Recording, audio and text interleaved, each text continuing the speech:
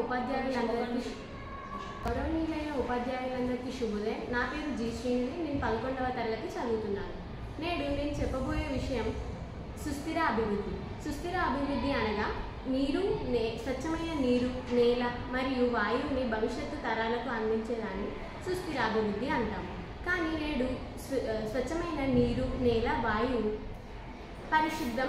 పరిశుద్ధంగా లేవు.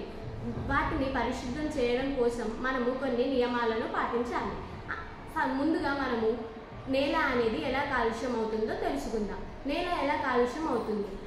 రైతులు పంట పొలాలకు ఉపయోగించే రసాయనాల వల్ల ఆ రసాయనాలు భూమిలో కలిసిపోవడంతో భూమిలో మట్టికి ఉండే శక్తి తగ్గిపోవడంతో పంట పొలాలు మట్టి కాలుష్యం అవుతుంది.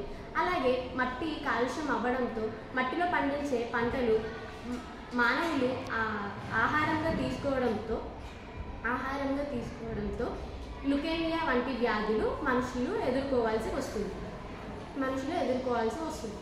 అందువలన మనము నేల పరిశుద్ధం చేయడం కోసం కొన్ని పరిష్కారాలు: రైతులకు ఎరువులను వాడమని అవగాహన తెప్పియాలి. ఇలా మనము చేస్తే రైతులు రసాయనాలు ఉపయోగించడం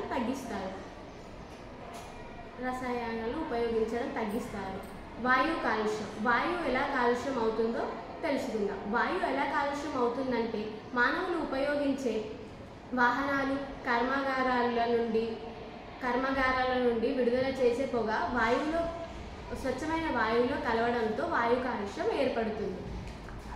అస్వచ్ఛమైన వాయువుని మనుషులు, జీవజంతువులు పీల్చుకోవడంతో నిమోనియా, ఊపిరితిత్తుల్లో ప్రమాదాలు ఏర్పడతాయి. అలా ఏర్పడడంతో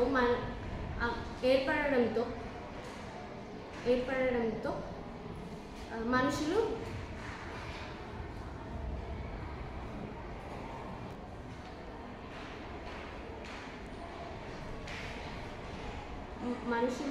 మనుషుల వలన వాయు కాలుష్యం అనేది పెరిగిపోతుంది.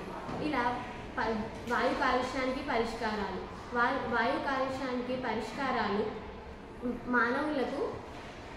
మానవులకు వాహనాల వాడకాన్ని తగ్గించడం వాయు కాలుష్యానికి గల కారణాలు. నీరు కాలుష్యం ఎలా జరుగుతుంది? నీరు కాలుష్యం